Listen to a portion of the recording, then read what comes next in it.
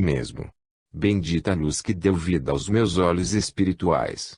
Eu, ao recordar os amigos, me vi na obrigação de louvar a Deus, por ter um dia deixado Jesus vir à terra e Ele nos ter prometido o Consolador, que hoje seca as lágrimas e leva a criatura a Deus. Bendito Allan Kardec, que fez adormecer em si o homem letrado e famoso e fez surgir o homem verdadeiramente espiritualizado, que não temeu crítica nem a pobreza. Tomou-se um digno Filho de Deus, trabalhador da espiritualidade superior na terra.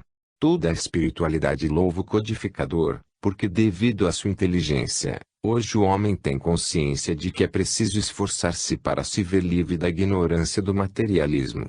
Graças às suas obras, os médiuns não são mais chamados de feiticeiros, mas, sim, de obreiros de Jesus. Enquanto tiver permissão, tocarei nesse assunto tão sério, mediunidade, esperando que através dos meus livros possa eu fazer alguém feliz. E nada infelicita mais um médium do que a insegurança. Capítulo 11. Nova oportunidade. Voltando ao plano espiritual, buscamos novamente a colônia dos rejeitados e, desta vez, fomos levados até a ala dos recém-chegados. Antes de entrar na enfermaria, recebemos passes reequilibrantes e vestimos uma roupa especial. Olhando aqueles fetos, formas diminutas, meu coração chorou. Que triste quadro! Alguns se encontravam protegidos por mínimas incubadoras, até do tamanho de uma caixa de fósforos, recebendo luz. Trancafiados em um perispírito reduzido, víamos espíritos quase dementados, porque seus pais os rejeitaram, mandando-os de volta. É como se fizéssemos um pedido pelo reembolso postal e ao chegar a encomenda nós a devolvêssemos. Para remetê-la, foi preciso embalá-la muito bem. E agora, era isso que abnegados espíritos estavam tentando fazer, desempacotar o filho rejeitado. Uns, ao receberem os primeiros socorros, recuperam-se, outros julgam que permanecendo diminutos terão uma nova oportunidade. Enquanto isso, os pais e os médicos irresponsáveis estão em outra. Mas a vítima geme de revolta nas inúmeras incubadoras das maternidades espirituais. Chegamos perto de um lindo e forte bebê. O aborto fora realizado estando ele com 5 meses de vida fetal. Este espírito foi muito machucado. Juntamente com ele desencarnou a mãe, mas ela não se encontrava ali. Por mais que os médicos tentassem despertar-lhe a consciência, ele relutava. Encontrava-se na posição fetal, quase imobilizado. Ficava horas e horas chupando o dedo. Triste caso. A mãe, uma jovem de 16 anos, gemia com a dor do remorso. Interrompeu não uma vida, mas várias, com seu ato impensado, rasgou inúmeras folhas do planejamento divino. E o pior é que isto está acontecendo a cada minuto. Fitávamos, condoídos, aquelas formas humanas resguardadas da fúria do homem. Mas em cada um daqueles corações encontrava-se plasmado um rosto de mulher que, por falta de amor, os havia rejeitado. Fui saindo devagar. No meu coração estava uma coroa de espinhos de tristeza por tantos absurdos praticados por pessoas sem fé e sem caridade. Os jovens estão cada vez mais livres, mas, à medida que se soltam em libertinagem, vão ficando presos de remorsos e dores. Se o homem apalpasse o seu corpo e buscasse nos seus antepassados a verdade da vida, veria que não somos, quando encarnados, mais que um amontoado de ossos cobertos de albumina e fibrina. A carne que aloja nossa alma um dia terá de se decompor, por mais seja ela embelezada e tratada, não suportará o passar do tempo, a sua composição de oxigênio, hidrogênio, nitrogênio e carbono nada é diante do espírito criado por Deus. Composição divina retirada do universo. Se o homem se autoanalisasse, não bateria tanto a cara na porta do sofrer. É ele quem planta o seu próprio infortúnio. Em recolhimento no jardim, ainda conservava gravada em minha mente cada cena daquela enfermaria, de mentes criaturas recebendo cuidados especiais dos espíritos abnegados, enquanto os seus algozes já se preparavam para novos crimes, sempre interferindo no plano de Deus. O materialismo nem por um momento permite sejam tocadas as suas consciências. A doutora Isis aproximou-se de mim e eu indaguei: será que não existe um modo de gritar para o povo: pare? Não ultrapasse a risca divina, poucos terão outra oportunidade. Não fique assim, Sérgio, tudo terá fim um dia, principalmente a falta de respeito às leis de Deus. Os outros companheiros ligaram-se a nós e dali rumamos ao anfiteatro, onde um irmão, que comandava uma falange de socorristas, discorria sobre o aborto. Nas clínicas aborteiras as suas equipes trabalhavam sem cessar, estudando o porquê de os homens ainda possuírem a coragem de matar um inocente feto. Alojado em minha cadeira, pensava: já imaginou se todas as mulheres tivessem a ideia de abortar? Triste fim da humanidade.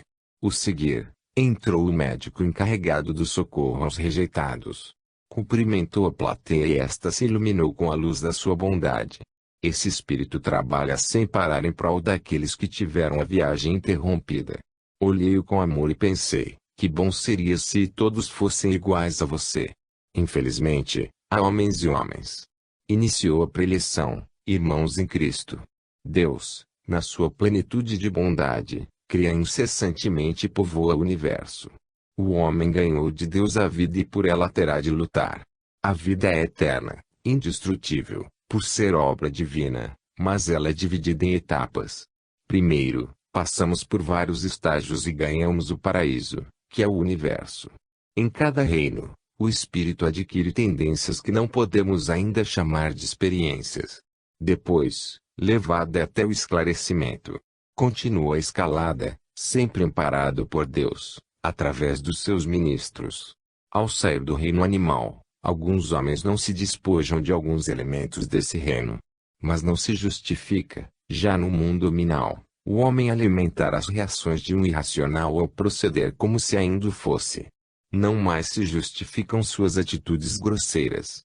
Ao passar de um reino para outro, o homem conheceu o paraíso e recebeu de Deus esclarecimentos sobre a perfeição. Portanto, quando erra, erra por vontade própria, não por ignorância.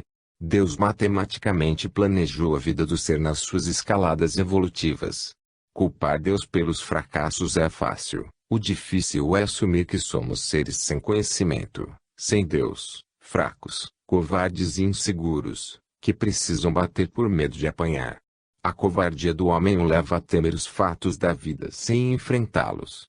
Ao primeiro fracasso, vira as costas para as verdades e se cobre dos andrajos da incompetência e vai assassinando os sonhos e as esperanças dos seus companheiros, não se importando com as consequências, que são terríveis quando abusamos do livre-arbítrio. Porque o homem tira a vida de seu semelhante. Porque dentro dele a morte fez morada. Por si só ele é um morto, quando nada espera da vida após vida por julgar a vida espiritual apenas um linguajar dos religiosos. Parece que é um ser privilegiado. Vai sempre obtendo vantagens e se inflando de orgulho, egoísmo e vaidade, até que a combinação de oxigênio, hidrogênio, nitrogênio, carbono e outros componentes, chamada carne, volta ao pó e ele se vê nu e perdido em um mundo que fez de tudo para ignorar. Assim mesmo será orientado, mas a sua casa mental registrou episódios marcantes pela dor que ele multiplicou sobre o planeta. O ranger de dentes será terrível. O grito de socorro será abafado pelos fluidos do seu próprio espírito, fluidos estes pesados de egoísmo e de maldade. Deus é mau? Pergunto. Claro que não. Temos asas e as cortamos, preferimos os pés chumbados na matéria do egoísmo e da vaidade, e nada fazemos pelo nosso crescimento. Agora, que fazer? Continuou o orador. Chorar pelas oportunidades relegadas pelo nosso orgulho. Será mais fácil ouvir a Deus e andar certo. Ele nos ofertou o decálogo, que nos pede: não mate, não roube, e quem pratica o aborto não só mata covardemente, como rouba o direito de um espírito viver na carne, direito que todos os falidos têm. Ninguém vem ao corpo físico fazer turismo. Cada ser vem ao plano material em busca do remédio da evolução para o seu espírito. Por que lhe negar o direito da vida uterina, primeira infância, adolescência, idade adulta? Por quê? Apenas porque queremos matá-lo, vermos-nos livres dele? Não, meus irmãos, 1000 vezes, não. Ninguém pode tirar a escada da evolução dos pés de um espírito falido. Quando ele tomba, nós tombamos juntos, e queira Deus que o homem pare, mas pare mesmo, com esta ideia de matar uma criança, que implora para nascer. A criança não vem à Terra somente para enfeitá-la, ela traz para cada homem uma estrela de luz e esperança e ninguém tem o direito de apagar esta chama de vida. Se em vários países a mulher tem o direito de matar, possui também o de arcar com as consequências desse ato. Bom trabalho. Terminadas as palestras, voltamos à colônia dos rejeitados. Procurei a irmã Rosália e junto a ela percorri os belos jardins floridos, não sem antes notar que seus imensos olhos azuis estavam mais belos, combinando com o seu camisolão, também azul. Suas lindas tranças, cor de mel, davam-lhe um ar divino. Sentindo-se analisada, falou: "Obrigada, Luiz Sérgio, pelo olhar de carinho. Irmã, parece uma santa, é muito bonita." "Bondade sua. A beleza que julga haver em mim está no seu coração. Mas, por que o irmãozinho está tão triste? O aborto, irmã, é um crime cruel, e como os homens o ignoram, é verdade, Luiz Sérgio. As autoridades fingem ignorá-lo. É mais fácil. Venha comigo, vou levá-lo a conhecer uma bela criança, Mariana." Caminhamos até o chalé 8, onde as tias cuidavam de Mariana, que estava em preparo reencarnatório. Ao ver Rosália, correu a lhe abraçar e as duas conversaram muito.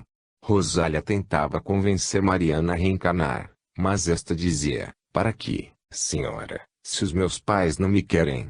Já tentei 2 vezes, mas agora será bem recebida, acredito eu." "Espero, irmã Rosália." Mariana nos deixou, tinha de submeter-se a tratamentos necessários ao seu retorno à carne. "Posso ficar aqui para acompanhar a volta de Mariana?" "Sim, irmão. Teremos prazer em tê-lo conosco." Ali mesmo, no chalé, iniciou-se a preparação da descida de Mariana. À noite, durante o sono, seus pais, Roberto e Tatiana, eram elucidados sobre o compromisso encarnatório. E Mariana, todas as vezes que tinha de abraçar os pais, recordava os 2 momentos cruéis, quando o aborto lhe negou a vida física. Por isso, relutava em abraçar os futuros pais, chegando a perguntar: "Por que me querem agora, se antes tanto mal me fizeram?" Tatiana respondeu: "Antes não podíamos ter filhos, estávamos estudando. Agora temos estabilidade financeira para recebê-la." Mas Mariana não acreditava nos futuros pais. Temia sofrer novamente. E assim a nossa equipe acompanhava a luta daqueles espíritos. Mariana ia retornar ao corpo físico e seus pais aguardavam ansiosos. Enfim, chegou o dia. Tudo certo. Nós éramos só emoção, principalmente quando Mariana foi ligada pelos construtores divinos ao útero de Tatiana. Este grande guardião a acolheu com tal carinho, que até os encarregados deste belo trabalho sentiram-se intrusos. Agora era o corpo físico de Tatiana que iria abrigar o corpo perispiritual de Mariana e, junto a ele, iniciar a criação de um novo corpo físico. A forma reduzida de Mariana já interpenetrava o perispírito de Tatiana. Iniciara-se a grande jornada. Todo este trabalho era seguido de perto por excelentes técnicos da reencarnação. Mariana alojara-se no útero materno e seria alimentada por Tatiana. A forma diminuta de Mariana era o modelo para o seu futuro corpo carnal. A máquina física da mulher possui elementos tão valiosos que ela deveria sentir-se uma deusa, a deusa da reprodução. Infelizmente, muitas mulheres não se conhecem, julgam que os órgãos genitais são os órgãos do prazer, somente. Um dia a mulher vai se conhecer melhor e se fazer respeitada. Voltamos a olhar o corpo reduzido de Mariana no interior do valioso útero materno. Ele guardava com carinho a minúscula forma e desde o momento que esta se alojou nele, foi recebendo as energias necessárias para o seu crescimento intrauterino. Observando a parte física, presenciamos o molde começando a tomar consistência. Era o físico que estava sendo formado, graças ao poder do Criador. Na volta de Mariana, compreendemos a bondade de Deus. Ali, naquele pequeno corpo, encontrava-se uma chama de vida e graças a ela logo estaria em condição de recomeçar. O espírito não retroage, mas a forma física, sim, e Mariana voltou a ser infinitamente pequena para galgar a glória do renascimento. Meu Deus, que maravilha! Exclamei, extasiado, diante do milagre da vida. Desde o instante do ligamento, o corpo de Tatiana fornecia os elementos necessários ao corpo e ao espírito de Mariana. E o embrião, todo iluminado, iniciava uma longa caminhada. Realizada a sublime ligação pelos técnicos divinos, nada mais nos prendia ali. Retiramo-nos. Posso acompanhar esta gravidez? Será que Tatiana não vai abortar novamente? Perguntei à doutora Isis. Acho que não. Ela e o marido esperam ansiosos a chegada de um filho. Mas ela já praticou o aborto. Sim, mas agora é diferente, pois aguardam ansiosamente essa gravidez. Irmã, como o ser encarnado desconhece o transtorno que lhe causa a espiritualidade quando pratica o aborto, é mesmo? Poucos possuem sensibilidade para compreender o valor da vida. Deixamos a casa de Tatiana e aproveitamos para prestar auxílio nas casas abortivas, que são verdadeiros matadouros. Quem pratica o aborto terá de pagar ceitil por ceitil. Estávamos trabalhando, quando chamados fomos até a espiritualidade. Na colônia dos rejeitados, a doutora Isis nos esclareceu. Luiz Sérgio, precisamos prestar auxílio a Tatiana, pois ela está em vias de abortar. Ela não quer a criança. Interroguei, apreensivo. Não é isso, irmão.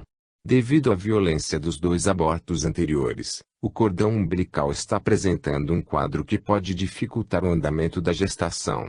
Iremos em auxílio a Tatiana e recordei que a sua equipe de estudos talvez desejasse estar presente. Obrigado, irmã, serei eternamente grato. E assim fomos para a casa de Tatiana, onde a encontramos muito bem, com sua gravidez no 5º mês. Quando Tatiana se deitou, os médicos aproveitaram para prestar socorro, e qual não foi a minha surpresa ao constatarem que no cordão umbilical havia um nó, impedindo a circulação do sangue, portanto, prejudicando o desenvolvimento da gestação. Com grande conhecimento e habilidade, foi o cordão afrouxado pelos médicos, voltando ao normal. Mas a doutora Helen falou a Isis, agora o impedimos, mas o cordão umbilical de Mariana foi atingido nos abortos anteriores, sendo esta a causa deste nó cego. O cordão umbilical está dilatado, bastante flexível, e quando o feto se movimenta, pode ocorrer o nó. Explique-me, doutora, solicitei a irmã Helen. No momento do aborto o feto se debate, desesperado, e nessa luta o cordão tenta protegê-lo e se dilata.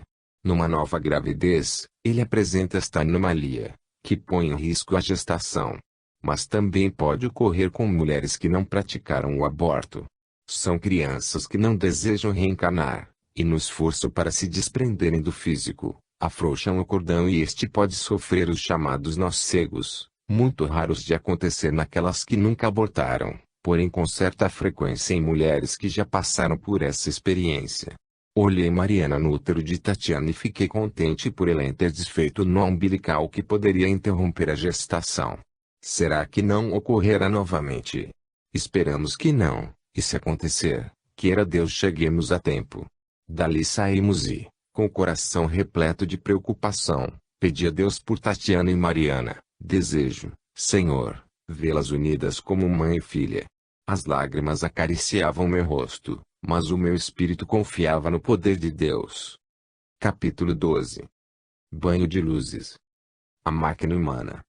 Se o encarnado buscasse as verdades espirituais, não viveria nas trevas da ignorância. Quem conhece as consequências de um aborto jamais o comete. Por falta de esclarecimento muitos males acontecem na terra. O aborto, um deles. Quantos casais planejam a chegada do bebê, entretanto, quando a criança não está nos seus planos, é expulsa de maneira cruel através do assassinato. Já de volta à colônia dos rejeitados, fui com meu grupo até o auditório onde uma plateia muito estranha ouvia atentamente uma preleção de Olavo. Olhei aqueles corpos, sem encontrar palavras para descrevê-los. Alguns espíritos, bem deformados, possuíam rosto de criança e corpo de adulto, outros, corpo de criança com braços e pernas de adulto. Olavo tecia comentários sobre o porquê de o homem se dizer dono de si mesmo, sempre pronto a rebelar-se contra a sociedade, dizendo-se livre, porém, na hora da verdade, tudo fazendo para não assumir os fatos. O desejo está em oposição às tendências morais. A mulher só pratica o aborto quando se sente incapaz de assumir uma vida, sendo esta a causa de muitas buscarem ajuda nas clínicas abortivas.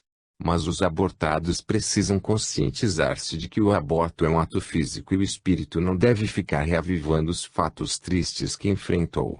Sei que carrega no corpo a chaga da rejeição, mas nem por isso deve considerar-se rejeitado. Cada cérebro é uma casa, um mundo, enfim, um universo, e somente seu dono pode arrumá-la. Se ficarmos ornamentando nossa casa, nosso mundo, com os enfeites da revolta, da vingança, do ódio, teremos um cérebro perturbado e uma casa mental em desalinho, fugindo do universo de Deus. Sabemos que no momento do violento aborto o cérebro, defendendo-se, deseja, em alguns segundos apenas, dar outra vez nova modelagem ao corpo. Nesse desespero ocorrem as anomalias da forma perispiritual. Não esqueçamos que, para chegar à condição de feto, tivemos de aprender a nos concentrar de tal modo que, por vontade própria, dessemos ao corpo perispiritual a forma diminuta. Olavo mudou o tom da voz, falando suave e pausadamente. Agora, neste auditório, vamos olhar as lâmpadas que se encontram no teto e vamos dar um novo colorido à nossa casa mental.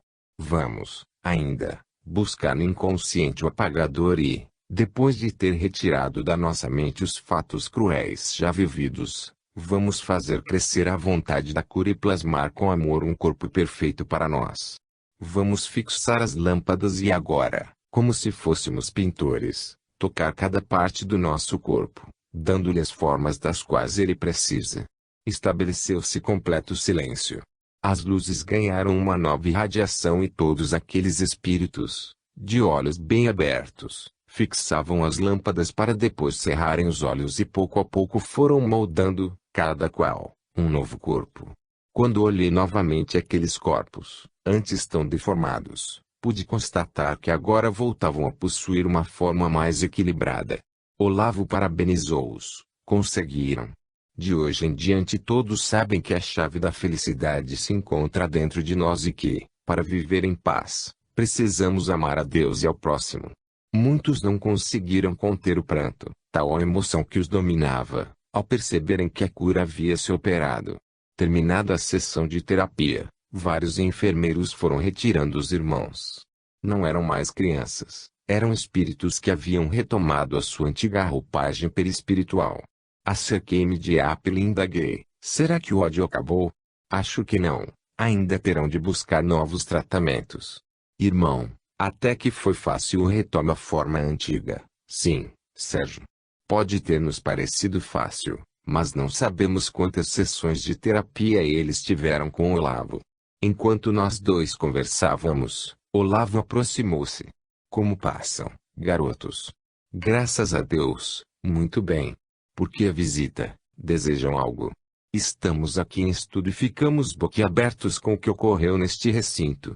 De quantas sessões eles precisaram? Não sei, foram tantas, que perderia meu precioso tempo se fosse contá-las.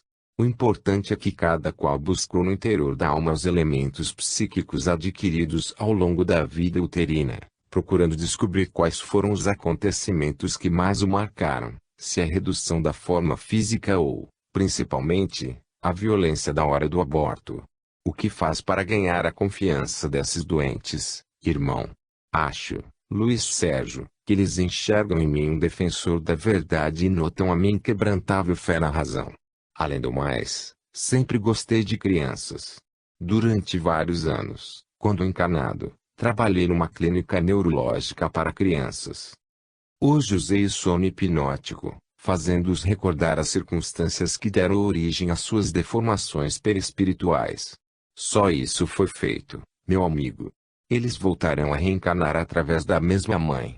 Penso que não, nem acho prudente recolocarmos alguém que já sofreu tanto ao lado dos seus algozes.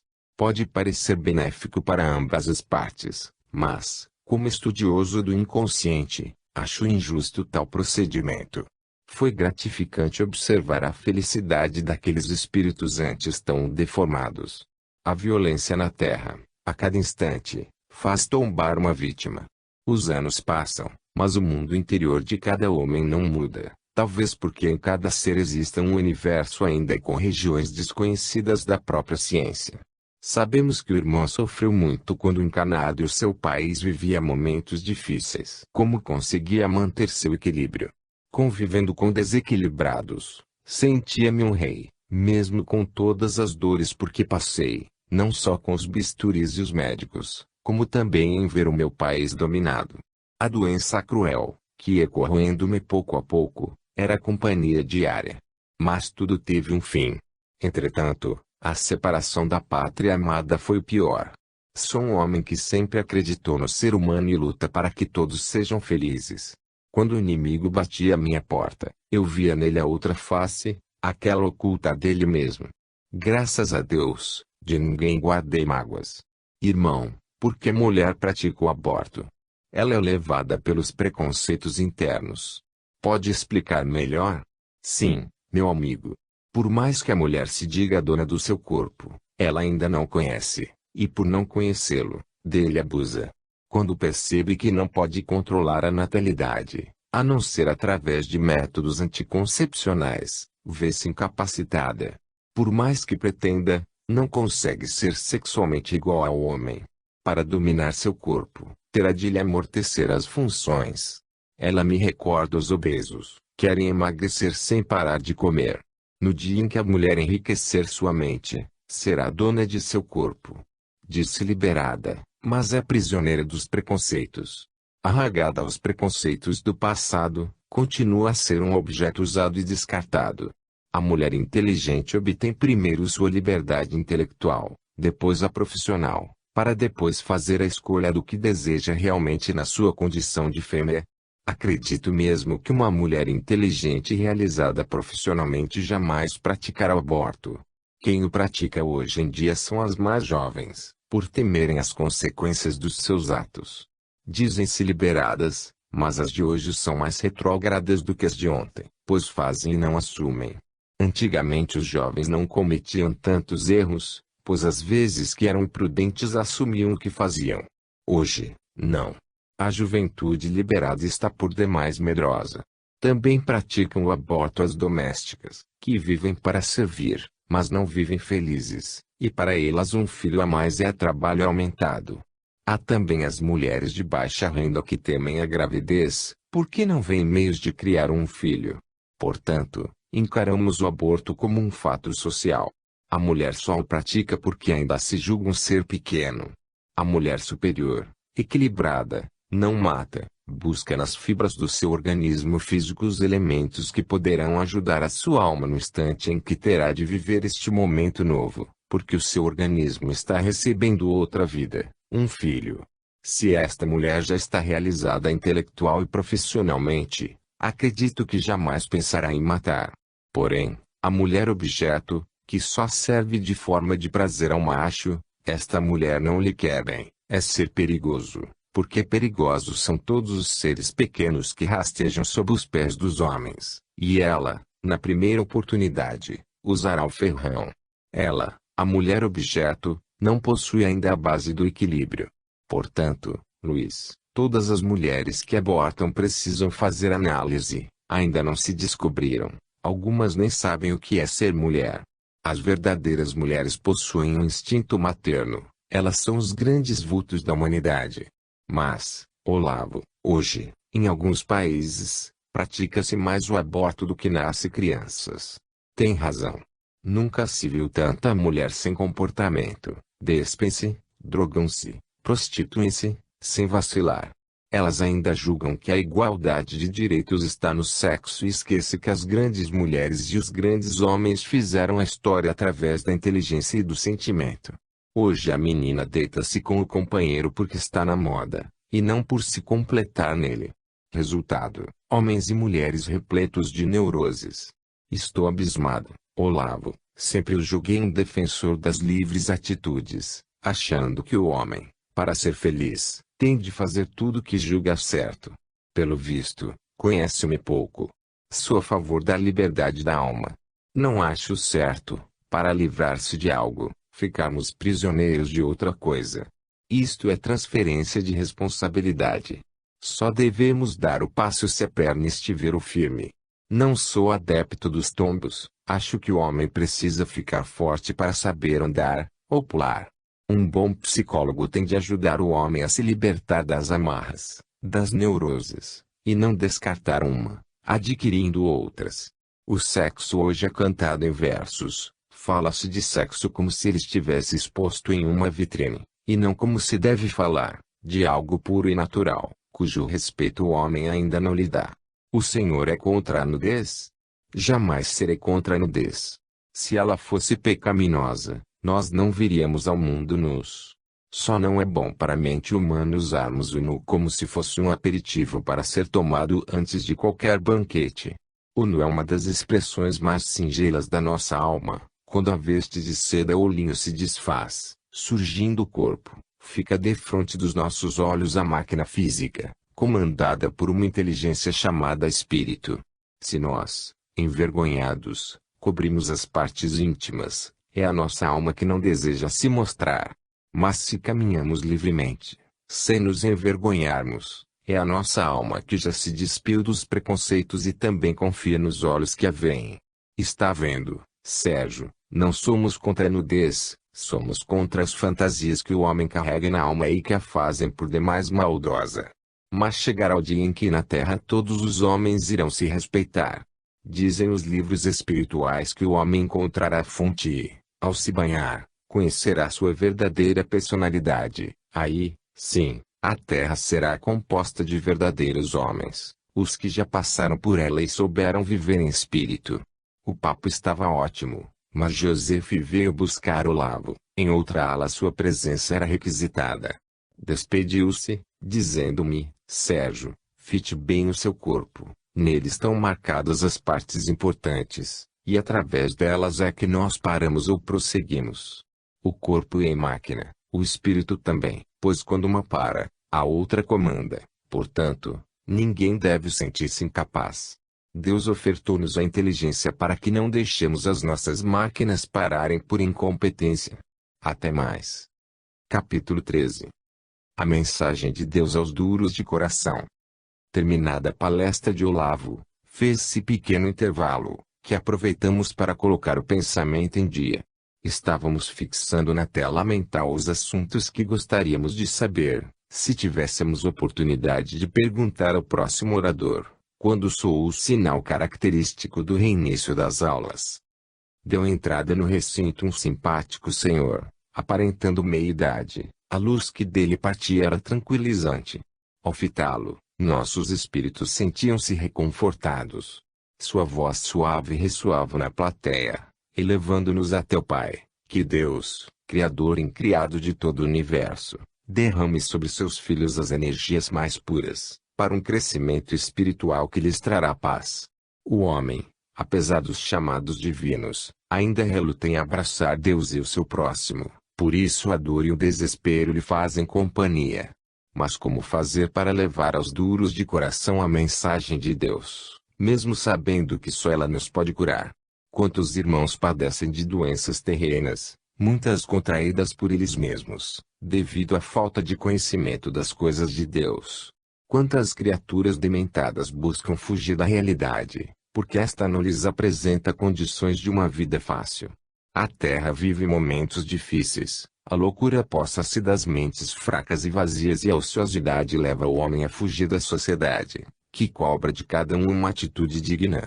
Hoje a sociedade sofre ao ver as famílias lutando para salvar seus filhos e estes se prostituindo, praticando delitos, dominados pelo alcoolismo e pelo tóxico.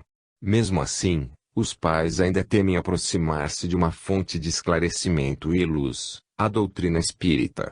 Encontramos o ébrio tombado na sarjeta, a menina se prostituindo, o viciado trancado nas celas de uma prisão. Quem pode salvar o homem, continuou o orador, é a família e esta tem de encontrar nas casas espíritas a verdade e o amor. Hoje, no ano de 1989, ainda notamos falhas no direito penal, Porque cada cidadão carrega, dentro de si, um universo de glórias ou de fracassos. Cada delinquente precisa de tratamento médico, principalmente de um bom psiquiatra. Julga-se o homem, mas esquece-se de curar sua alma, e esta que se encontra doente. Com pesar, visitamos os cárceres, superlotados de criaturas que mais parecem feiras, mas, como nós, filhos de Deus, ansiosos por momentos de felicidade. Não existem bandidos, existem, sim, banidos da sociedade, que não necessitam de grades, mas de bons médicos, psicólogos, sociólogos e juristas. Enquanto o homem prender e maltratar outro homem, a violência dominará a terra. O criminoso é um doente, absurdo será maltratá-lo. Ele deve receber adequado tratamento e ser posto simplesmente na impossibilidade de causar dano, mas não como estão fazendo hoje, superlotando prisões, nada fazendo pela alma doente. O pior criminoso tem uma luz de bondade, pois também é filho de Deus. Precisam, as autoridades do mundo físico, unir a ciência médica à ciência penal. Só assim conseguirão fazer cessar as violências. No dia em que se conhecer melhor o homem, a justiça reinará na terra. A doutrina espírita tem tudo para ajudar o ser. Ela é o consolador prometido por Jesus. A doutrina espírita nos ensina a virar pelo avesso a nossa alma e tentar limpá-la. Ela dá ao homem o conhecimento de si mesmo. Ela não critica o próximo, mas nos toma severos conosco mesmos. Quem tiver a felicidade de descobri-la e colocá-la no coração espantará os monstros da imperfeição. Quem está encarnado está sujeito a praticar delitos, por isso disse Jesus, orai e vigiai. O homem pouco conhece de si mesmo, mas a doutrina espírita ensina-o a descobrir-se. No dia em que ela dominar a terra, não teremos mais prisões, cada um cuidará de aperfeiçoar-se na bondade. Enquanto a terra não se tomar espírita, cada casa, cada núcleo familiar tem por dever caminhar junto à ciência. Não podemos, de maneira alguma, cair nos erros das antigas instituições que, julgando-se donas da verdade, atacavam quem não as compreendessem e pecavam pelo fanatismo. Hoje, os espíritas, mais que nunca, necessitam pregar a verdade, não apegados ao mediunismo, mas dando a Deus o que é de Deus e a César o que é da César. Os espíritas precisam conviver com os dramas da sociedade. A casa espírita tem de ser transformada em um hospital de Deus. A doutrina não perecerá se os seus adeptos forem fiéis aos ensinamentos do Cristo e da codificação. Preciso é que não fiquemos para trás, horrorizados com os fatos que hoje ocorrem.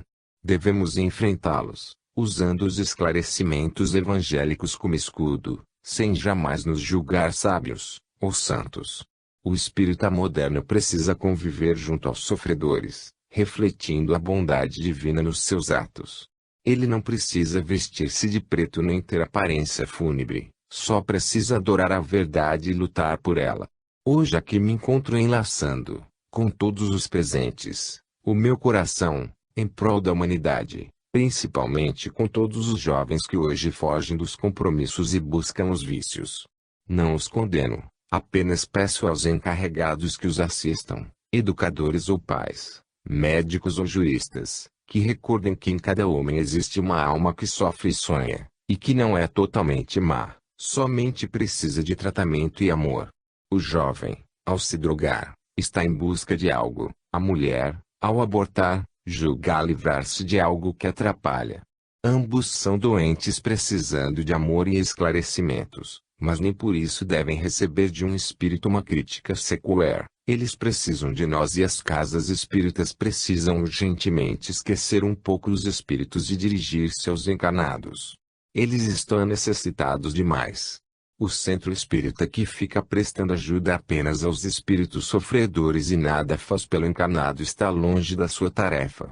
Precisamos auxiliar o encarnado para que ele não dê trabalho quando desencarnar. Os espíritos ajudam os homens a conquistar a paz do seu próximo e os homens cooperam com os espíritos com suas preces e com seu trabalho em prol dos espíritos doentes. Para o tratamento das obsessões, dia especial, com médiuns preparados, para estudo mediúnico, contato com espíritos escolhidos pelos mentores da casa, quando os recém-desencarnados são levados para as casas transitórias. Ninguém deve colocar um médium iniciante para auxiliar um obsessor. Não devemos confundir obsessor com espírito doente. A casa que desejar acompanhar o avanço do mundo moderno tem de lutar pela reforma íntima de cada um, porque as doenças mentais crescem à medida que o homem vai correndo atrás dos bens temporais e se apega à avareza. O espírita precisa jogar fora a veste corroída de orgulho e vaidade, pegar a charrua do trabalho e do desprendimento e cantar a canção do amor.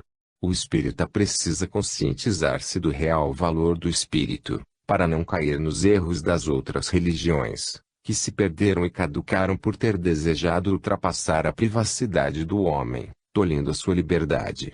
Deus, perfeito como é, dá a cada filho o livre-arbítrio. Condenar, amedrontar, castigar, tudo isso não passa de pobreza de sentimentos.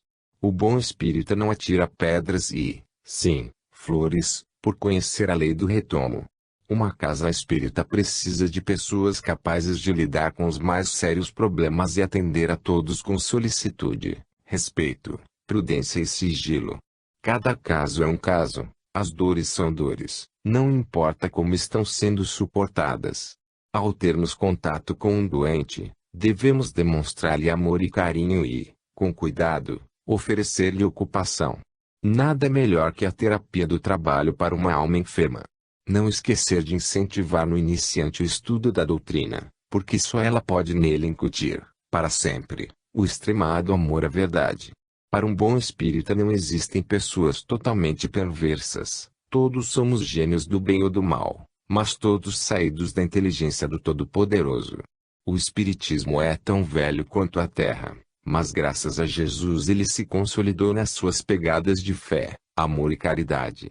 Jesus, o médium de Deus, deixou-nos o exemplo de como se deve tratar os coxos, cegos e dementados, e também como se deve portar um médium evangelizado. É só voltarmos às folhas da história e nos defrontarmos com os fatos mediúnicos marcados nos evangelhos, todos eles repletos de equilíbrio e disciplina. Depois, o codificador lapidou o espiritismo e entregou ao mundo a doutrina espírita, diamante da verdade e da paz. Ninguém mais nega os fenômenos espirituais, podem discordar deles, mas sabem, e como sabem, que eles existem. Muitos comparam as casas espíritas aos cemitérios, sabem que eles existem mas não gostam de visitá-los. É, para suas almas materialistas, verdade muito dura. Estou aqui, neste anfiteatro, junto a vocês, pedindo a Deus por todos e tentando oferecer a cada trabalhador do mundo físico um pouco das minhas experiências, desejando que a terra cresça em direção a Deus, e que em cada estação divina casa espírita existam criaturas sabendo orientar aqueles que longe se encontram das verdades espirituais. O espiritismo tende a acompanhar o avanço da ciência hoje. Com o progresso da tecnologia, não se concebe os espíritas estáticos somente sentados em mesas mediúnicas, desejando doutrinar espíritos desencarnados, enquanto a cada segundo desencarnam pessoas de maneira cruel, e muitas sem qualquer preparo espiritual.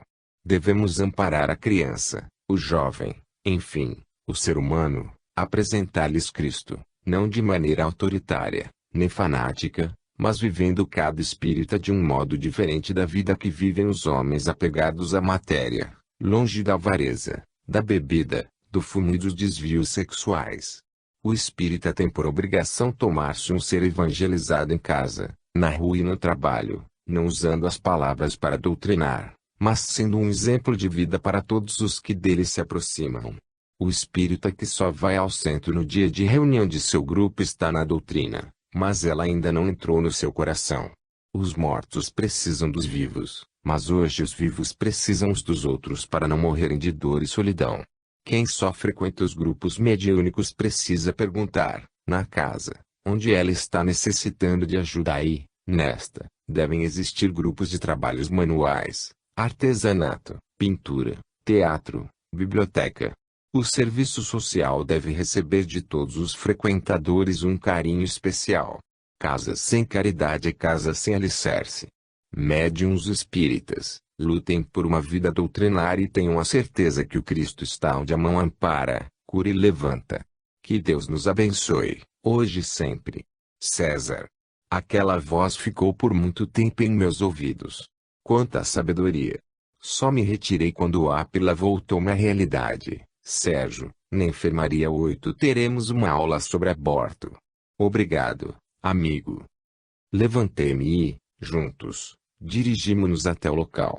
Enquanto não chegávamos, trocamos ideias, e foi o meu amigo quem falou primeiro, o irmão César, com conhecimento. Mostra-nos a obrigação que temos com o nosso espírito, que não podemos negligenciá-lo.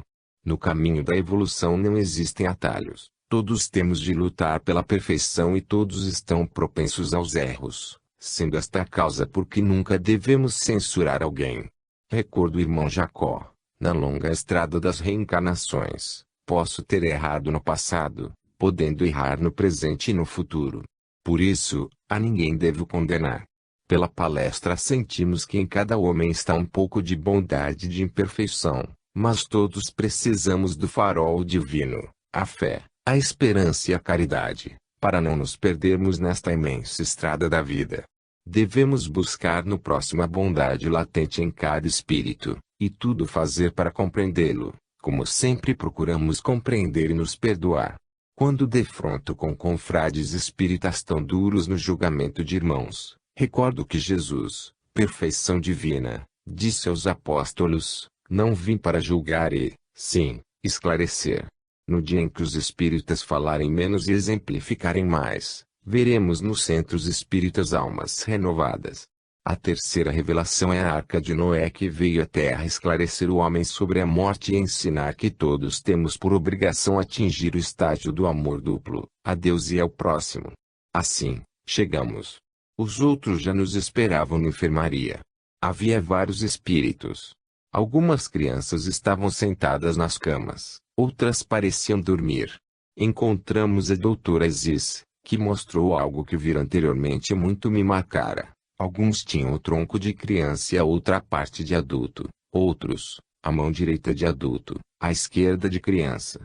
Corpos mutilados, tudo isso por causa do aborto. Os médicos davam passes e aplicavam sonoterapia nos doentes, mas eles continuavam indiferentes, olhavam ao redor, mas distantes se encontravam. A médica aproximou-se de Gustavo, que tinha face adulta e o corpo de criança. Como vai, Gustavo? Ótimo, irmã Isis. Estou querendo voltar para minha colônia, onde deixei muitos amigos. Isso depende unicamente de você, irmão. Vamos ao exercício. Se conseguir voltar à forma adulta, logo estará na sua colônia de origem. Só com uma promessa: não quero mais saber de reencarnação. Se vocês teimarem em me levar de volta ao plano físico, fico assim mesmo como estou. Odeio Andréa e Paulo, que vocês escolheram para serem meus pais.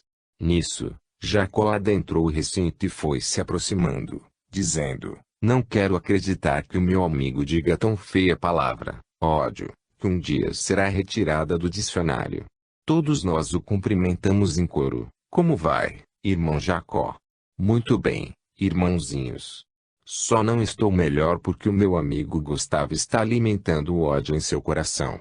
Irmão Jacó, sabe o que fizeram os meus futuros pais?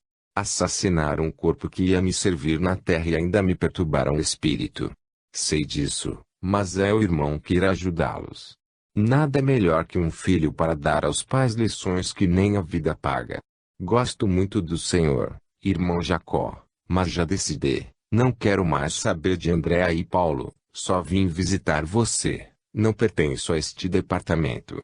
Vivo no plano físico lutando pela não violência e, sendo o aborto uma violência contra os projetos divinos da procriação, sempre oro por todos os que o praticam. Então o Senhor tem piedade de quem pratica o aborto e não das suas vítimas.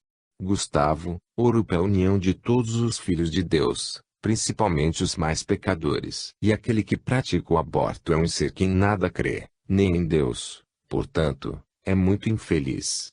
Aproximei-me de Jacó e falei: irmão, gosto demais do Senhor e fico feliz em vê-lo aqui. Não sabia que estava trabalhando nesta colônia. Sérgio, estou em todos os lugares onde o espinho implacável do ódio deseja ferir a alma, E nesta colônia os rejeitados fermentam o ódio nos corações. Os que praticam o aborto não amam nem a si mesmos. Portanto, irmão, é ódio gerando ódio. Aqui venho sempre ajudar Camila. Faço muito pouco, mas faço com o coração repleto de amor ao meu próximo. Contemplei aquela figura linda e inesquecível. Para cada ser da humanidade, Jacó é uma bandeira branca de luz e paz. Onde chega, o perfume do amor invade todos os corações. A nossa turma ficou só observando o diálogo entre ele e Gustavo, digno de ser narrado, mas infelizmente não tive permissão. Somente quando Gustavo, em lágrimas, abraçou o querido velho, dizendo: "Está bem, ajude-me a voltar à forma antiga." E Jacó, em posição de lótus, à frente de Gustavo na mesma posição, iniciou o trabalho mental. Jacó, de mãos juntas sobre o peito, cabeça baixa, orava em silêncio. Gustavo, também na mesma posição, tentava entrar em sintonia. Começou Jacó a falar, num tom de voz dulcíssimo. Sua voz era tão suave que receei também entrar em estado hipnótico. Gustavo, a roseira perdoa a mão do jardineiro que lhe furta a rosa perfumada. A terra não reclama paternidade quando o agricultor a abandona, levando cereais. Os pais não amaldiçoam os filhos quando saem de casa para construir um novo lar. A vida só tem valor se a colorirmos de perdão. Neste instante, vamos buscar, na nossa casa mental, o médico que ganhou de Deus o diploma da vida e optou pela morte, que ele possa ser tocado na sua consciência e compreenda o mal que pratica contra inocentes criaturas, que os aborteiros recebam de nós uma chuva de amor e perdão, que nas suas consciências brote a semente do amor. Vamos buscar Paulo e Andréa e dizer-lhes que nada se compara à missão dos pais, que, interrompendo uma gravidez, eles estão retardando o momento glorioso de apertar um filho nos braços. Observava Gustavo, enquanto Jacó prosseguia.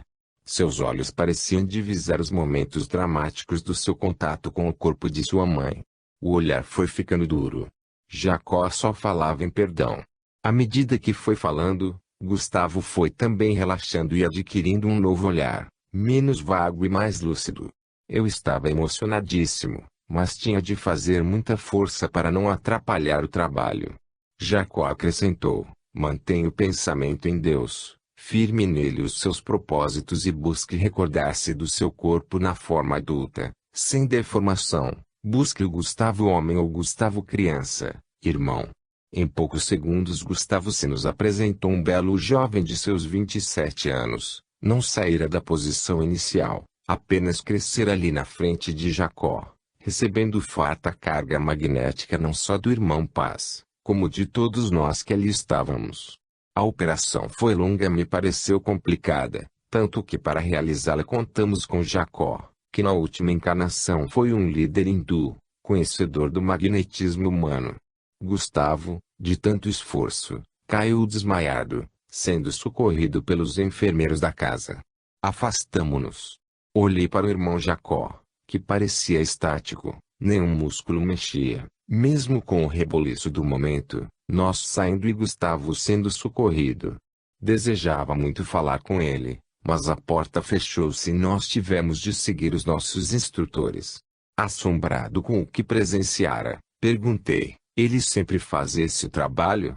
Não, só quando os médicos não conseguem curar o abortado, aí mandamos buscá-lo.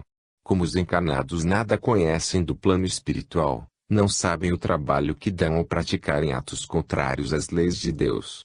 Querem aproveitar a vida, coitados. Um dia terão de pagar ceitil por ceitil. Gustavo volta logo? Perguntei. Ainda.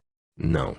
Sofreu 2 reduções perispirituais, muito perto uma da outra, não sendo bom para o seu espírito. Terá de esperar um bom tempo para retornar. Mas abortado que retorna em seguida. Sim, quando ele mesmo não reluta, o que não foi o caso de Gustavo. Calei-me, emocionado, ao recordar o nosso Jacó rompendo a barreira do ódio e mais uma vez saindo vitorioso. Ainda bem que na Terra existem homens como ele, que passam pelo plano físico e só deixam lembranças de hombridade. As lágrimas corriam em meu rosto, elas eram gotas do coração, repleto de alegria pelo mundo que encontrei e que hoje tanto me ensina sobre o amor. Isis, vendo-me emocionado, teceu algumas considerações sobre o ocorrido, comentando o mau uso de um diploma e o que terá de pagar quem abusou do seu dom. Irmã, objetei por minha vez, o sofrimento não será maior que a maldade que ele pratica. Engana-se, Luiz, o remorso de uma alma é o pior inferno, e um dia eles o sentirão. Chegamos diante da porta de entrada do auditório, onde grande número de companheiros ali se encontravam. Isis cumprimentou alguns deles e entrou, ficando junto aos instrutores. Fomos também entrando devagar. Era um belo anfiteatro, dos mais modernos. Encontrava-me um pouco triste, não tirando da lembrança a cena de Gustavo e Jacó. Irmã Carmelita iniciou a prece, que parecia dirigida a mim. Senti-me bem mais equilibrado, podendo ouvir o médico designado para a palestra. Irmãos, nobres instituições prestam serviço aos necessitados, aos tristes, aos sofridos, mas precisamos dos encarnados para trazermos o doente até as colônias de socorro, sendo este o motivo de organizarmos equipes para atuarem junto aos grupos espíritas, levando os recém-desencarnados a fim de serem encaminhados ao devido tratamento. Necessitamos dos ambientes evangelizados para os primeiros socorros, elucidando as casas espíritas que esse tipo de atendimento precisa contar com a bondade de cada médium humilde. Poderemos não buscar a participação deles, mas os desencarnados por acidente ou outra maneira violenta pedem trabalho especializado dos médiuns encarnados. É uma transfusão de energia. Os trabalhos mediúnicos devem obedecer a uma disciplina de amor e os obreiros ser esclarecidos sobre o grande valor que eles têm. Não se concebe uma mentalidade dogmática ou mística para os espíritas.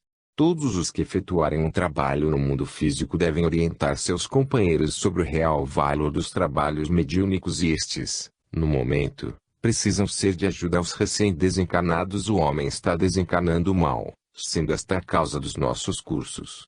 Ele parou, para logo depois continuar. Muitos julgam que somos contra a psicofonia, incorporação, enfim, a manifestação dos espíritos. Não é isso, não. O que os departamentos de socorro pedem às casas espíritas é auxílio aos recém-desencarnados. Quanto aos grupos mediúnicos onde o estudo da mediunidade se efetua, jamais irão terminar. Fiquei quietinho na minha cadeira, louco para fazer perguntas. Mas ele continuou: as caravanas de socorro descem a crosta a todo momento e esperam que cada casa espírita crie pelo menos um grupo de socorro, para se tornar um hospital de Deus. Precisamos orientar bem os frequentadores dos centros espíritas que desejam desenvolver as percepções mediúnicas, mas somente aguardam expressões fenomênicas, supondo erroneamente que as forças espirituais permaneçam circunscritas ao puro mecanismo de forças cegas e fatais, sem qualquer preparação, disciplina e construtividade, que desejam a clarividência, a clareaudiência, enfim, todos os dons mediúnicos, mas ainda não dominam todos os impulsos inferiores. Por isso, o caminho da mediunidade é longo e requer do caminhante muitas renúncias e muito aprendizado. Se no plano físico temos de respeitar leis que traçam linhas de controle aos incapazes, porque o plano espiritual estaria à mercê de criaturas sem preparo. Para que o homem não caia no ridículo, a casa espírita precisa orientá-lo na verdade kardeciana. Caso contrário, não teremos médiuns com Jesus e, sim, mediunismo. O estudo da doutrina evangeliza o homem e este, à medida que se aprofunda na vida do Cristo, vai procurando mudar, matar o homem materialista, e tornando-se um verdadeiro espírita. Porque, se desejarmos apenas o fenômeno, ele nada vai acrescentar de útil à nossa evolução. O desenvolvimento desequilibrado dos fenômenos pode ser tão destruidor para o espírito, como tóxico que mata os centros da vida física. Nada é melhor do que caminhar em terreno conhecido. Para que isso aconteça, não vamos correr atrás da mediunidade, ela é fato natural, é uma expressão do espírito imortal, mas exercê-la com Jesus requer que tenhamos condições sadias, que tudo façamos para nos melhorar, deixando os planos inferiores da vaidade, da avareza, do ódio etc., buscando a reforma íntima para que o céu brilhe em nossa alma. Essa razão de lutarmos pelos grupos de socorro, onde o estudo e ajuda aos desencarnados vai pouco a pouco mudando o comportamento do homem. Colocar um médium iniciante em contato com a espiritualidade inferior é falta de respeito aos dois. O encarnado necessita ser doutrinado para doutrinar. O melhor é colocá-lo junto aos recém-desencarnados, para que tenha